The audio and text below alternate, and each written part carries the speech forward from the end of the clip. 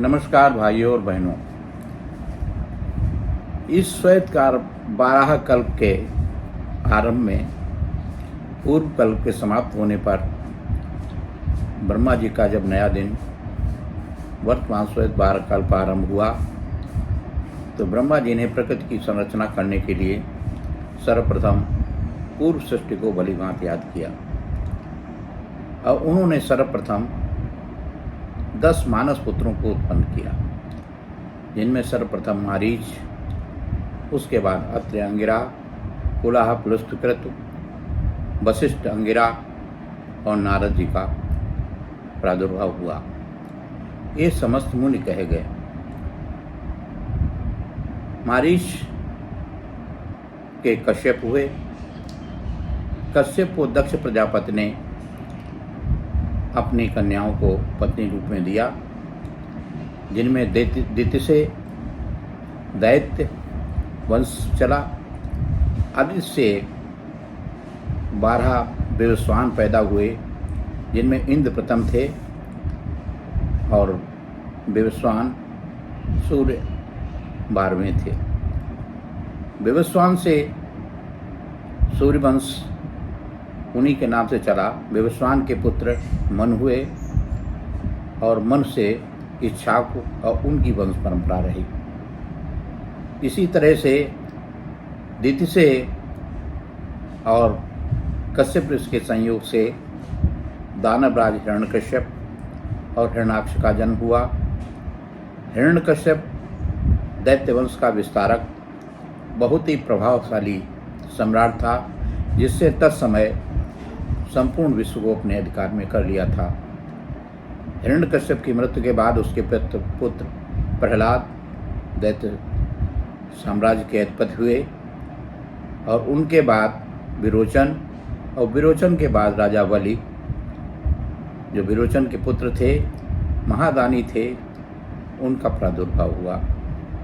बलि के साथ ही इस देश से एक दैत्यों का जो कुल था वो पश्चिम की तरफ चला गया, जो अरब देश और यूरोप देश के निवासी हैं। इसी तरह से कश्यप की एक और पत्नी कद्रु से नागवंश की स्थापना हुई। नागवंश में बड़े प्रतापी सम्राट हुए, जिनमें शेषनाग, नागराज वासुकी और तक्षक नाग का नाम बहुत ही प्रसिद्ध रहा है। महाभारत के समय तक्षक नाग के द्वारा चंद्रवंशी राजा परीक्षित की हत्या कर दी गई थी, जिसका अलंकृत वर्णन हमारे ग्रंथों में दिया है कि तक्षक नाग ने उनको डस दिया था।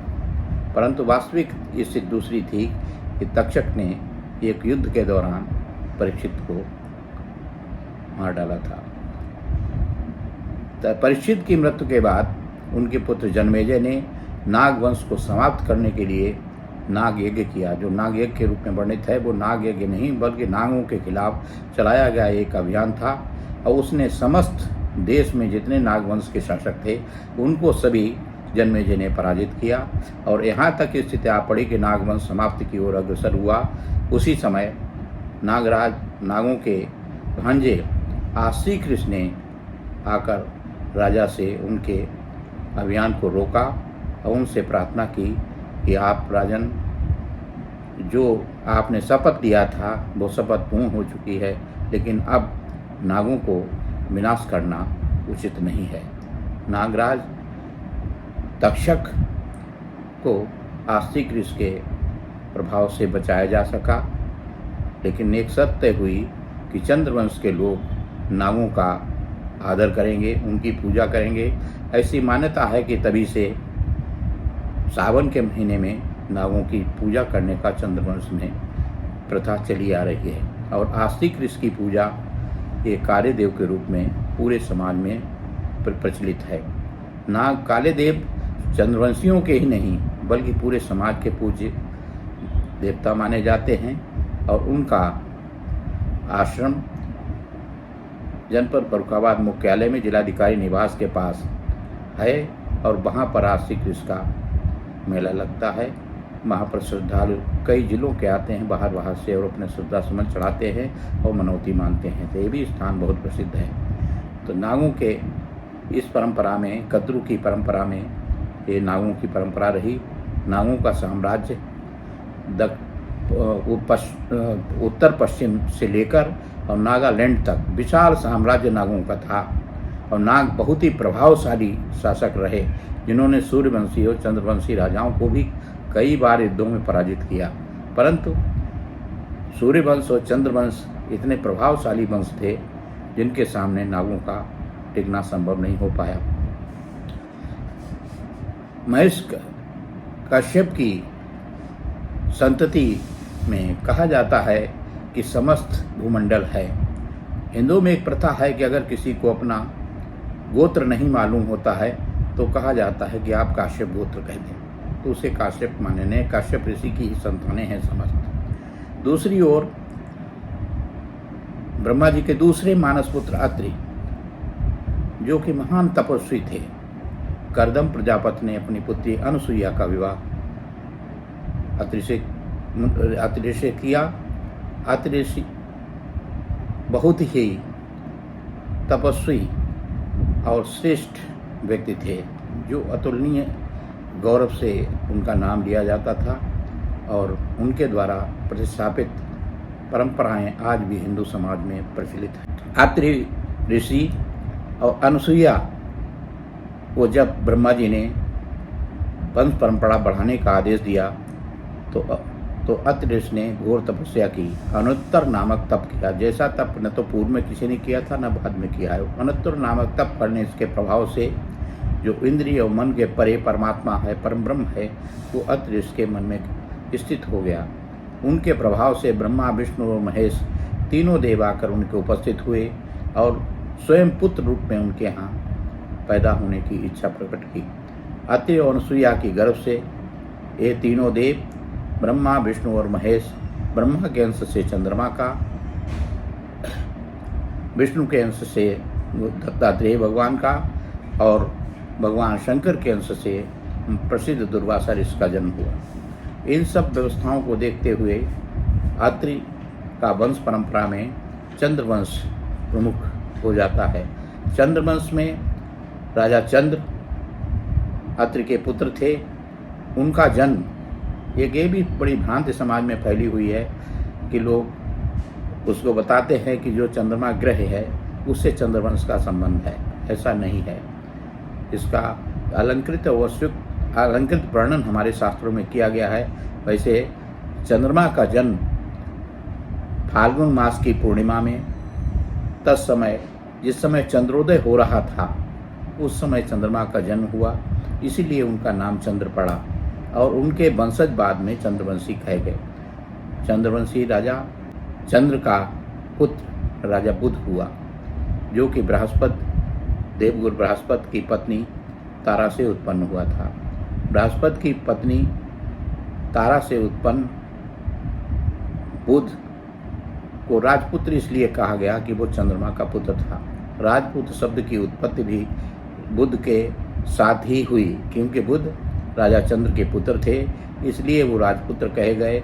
राजपूत शब्द जो आज विद्रोह समाज में चल रहा है उसी से है। क्षत्रियों को भी राजपूतों की वंश परंपरा में माना गया है। इस प्रकार से हम देखते हैं पुरुरवा, जो कि बुध के पुत्र थे, उनका भी अपना एक बहुत विशिष्ट महत्व इसलिए हो जाता है कि हमारे यहाँ जो गायत्री मंत्र है, विश्वामित्र जी ने प्रथम त्रेता युग में गायत्री मंत्र की व्याख्या मंत्र के रूप में की और पुरुरवा ने गायत्री के तीनों पदों की व्याख्या तीन वेद त्रयी के रूप में, ऋग, यजुर्वेद और सामवेद के रूप में की।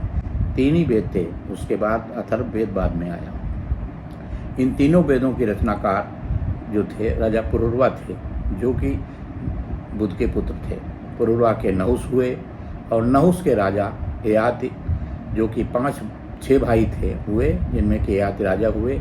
ययाति के 5 पुत्र हुए, जिसमें ययाति की 2 पत्नियां थीं, जिसमें प्रथम पत्नी दानव गुरु शुक्राचार्य की पुत्री देवयानी और दानव राज बृहस्पति की पुत्री शर्मिष्ठा, ये दोनों ययाति की रानियां थीं। इनसे जो कुल परंपरा चली वो चंद्रवंश की परंपरा को बढ़ाने वाली थी। देवयानी के गर्भ से यदु और तुर्वस का जन्म हुआ। यदु की परंपरा में यदुवंशी क्षत्रिय हैं और तुर्वस की परंपरा में आगे चलकर समाप्त हो गई। इस कारण तुर्वस का वंश आगे नहीं चल सका, लेकिन यदुवंश की शाखा पूरे भारत में फैल गई और आज भी पूरे समाज में अगर देखा जाए क्षत्रियों में तो यदुवंशियों की तादाद भारी है, क्योंकि उनका यदुवंशी आज हमारे पूरे भारत में मिलते हैं, चाहे दक्षिण भारत हो जाए, चाहे उत्तर भारत हो, चाहे मध्य भारत हो, यदुवंशी सभी जगह विद्यमान हैं। उसी में भगवान कृष्ण और बलराम जैसे हुए, सहस्त्राबाहु अर्जुन हुए, बहुत यशस्वी सम्राट चंद्र यदुवंश की परंपरा में हुए। राजा ययाति के बड़े पुत्र यदु हुए, जिनसे यदुवंश की शाखा चली, जिसमें यदुवंशी क्षत्रिय हैं जो आज ज़्यादा उन कहे जा रहे हैं। यदुवंशी क्षत्रियों में सहस्त्राबाहु अर्जुन का नाम अति प्रसिद्ध माना गया है, जो कि महेशपुर के राजा थे।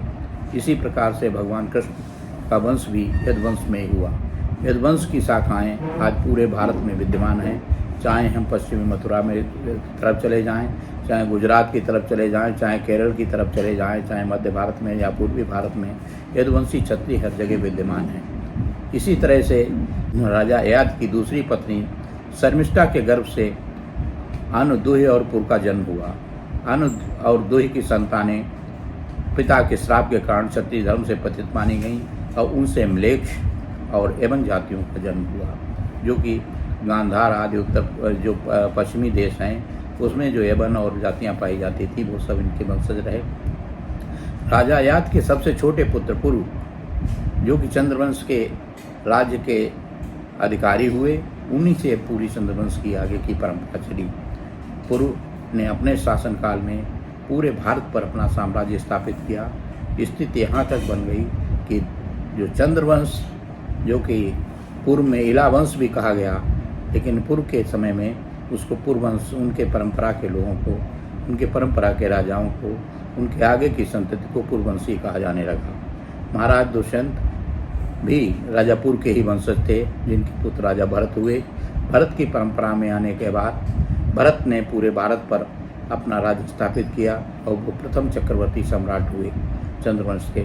उनका नाम से पूरे इस देश का नाम ही भारतवर्ष पड़ गया, जो कि पहले इलावर्ष था, अजनाब वर्ष था और चंद्रवंशियों का शासन होने के कारण हिंदुवाले के नाम से तत्समय प्रसिद्ध रहा। चंद्रवंश की परंपरा में आगे महान राजा कुरु, महान राजा शांतनु और कौरव पांडव हुए और कौरव पांडवों की परंपरा का वर्णन विस्तृत रूप से महाभारत में दिया गया है। इस प्रकार से हम देखते हैं कि चंद्रवंश एक ऐसी शाखा थी जिसने पूरे समस्त देश के ऊपर शासन किया।